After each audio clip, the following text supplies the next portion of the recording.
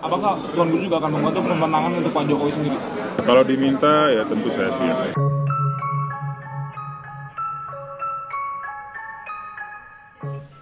Zainul Majdi alias Tuan Guru Bajang bermanuver.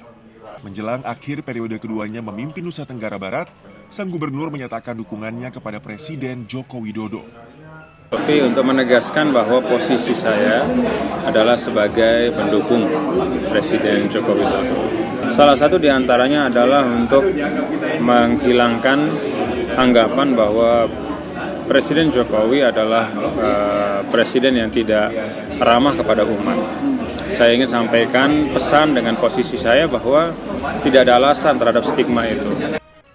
Langkah TGB yang juga anggota Majelis Tinggi Partai Demokrat itu mendahului keputusan partai yang belum menentukan sikap. Meski ancaman sanksi sempat bertiup, nyatanya hingga kini Demokrat bergeming. TGB tak dikenai tindakan apapun atas dukungannya kepada Jokowi. Tidak ada agenda, belum ada sampai hari ini agenda untuk mengatakan kalau begini, nggak ada, belum ada agenda itu. Artinya itu tidak ada apa, nggak ada. Yang sekarang ini berbicara, dia menyatakan secara pribadi sudah. Yang kedua, dia masih anggota Majelis Tinggi Demokrat. Saya nggak tahu masalah sanksi ya, karena pada malam hari setelah pertemuan di Majelis Tinggi yang saya tidak diundang, itu disampaikan oleh Bapak Amir kepada saya, Pak Amir Syamsuddin, bahwa Bapak tetap dan tidak ada sanksi apapun. Pernyataan dukungan TGB untuk Jokowi sebulan sebelum tenggat pendaftaran Pilpres 2019 menimbulkan tanda tanya. Apa target dari manuver politik tersebut? Apalagi mengingat TGB sebelumnya adalah ketua tim pemenangan Prabowo Hatta di NTB pada Pilpres 2014. Sekarang ini sedang lagi tren daerah menjadi pusat kan. Maksud saya banyak sekali sekarang tokoh daerah itu berlomba-lomba menjadi elit nasional dengan mendaki dari jalur daerah.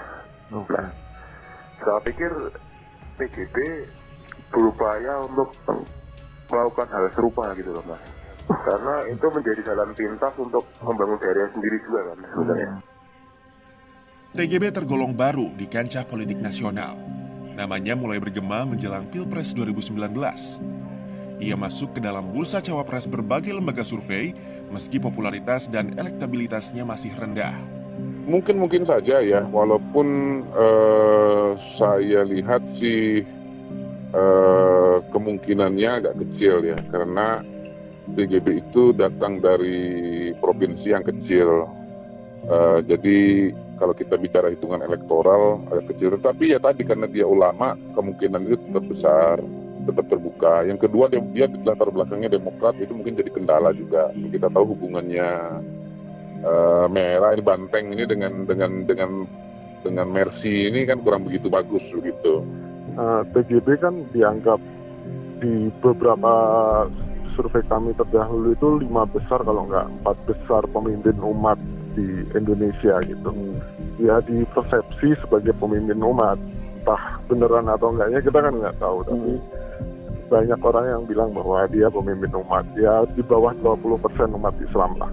Dan itu kan suara yang lumayan sebenarnya baik buat Prabowo maupun Jokowi, karena dua-duanya kurang di sisi religiusitas itu. Seperti nama panggilannya, Tuan Guru Bajang dikenal sebagai ulama terpandang di Tanah Lombok. Ia merupakan cucu dari Tuan Guru Haji Muhammad Zainuddin Abdul Majid, pendiri organisasi Islam paling berpengaruh di NTB, Nahdlatul Wathon. Doktor lulusan Universitas Al-Azhar Mesir ini juga menorehkan sejumlah prestasi. Dalam 2 periode masa jabatannya, NTB menjadi provinsi terbaik dalam mencapai Millennium Development Goals. Ia juga menekan angka pengangguran hingga 3,32% dan membawa NTB menjadi provinsi ke-6 dengan tingkat pengangguran terendah.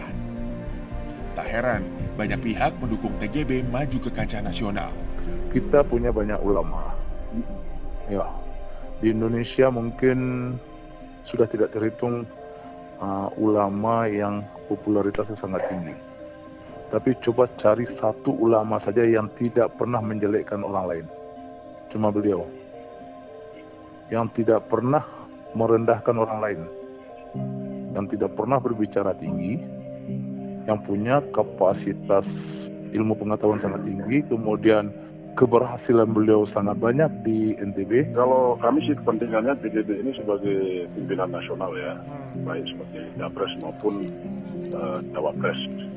Jadi kalau melihat perkembangan akhir-akhir ini, ya tentu kami realistis gitu. Kami realistis, insya Allah jauh sebagai Cawapres. Di sisi lain, Presiden Jokowi pun terbilang sering mengunjungi NTB. Mulai dari groundbreaking Mobile Power Plant Jeranjang, peresmian kawasan ekonomi khusus Mandalika, hingga menemui santri-santri di sejumlah pesantren. Kalau saya lihat Pak Jokowi itu secara pribadi cukup fleksibel ya. Jadi cukup fleksibel, jadi dia memang kecenderungannya merangkul. Mungkin karena dia sebagai kepala daerah, mungkin udah mengalami pertarungan semacam ini di tingkat lokal banyak sekali. Jadi buat dia mungkin dia bermusuhan dalam politik itu di kontestasi pilkada atau pilpres itu bukan berarti musuh selamanya. Pertanyaannya kini, sesignifikan apa dampak yang akan muncul dari dukungan TGB kepada Jokowi?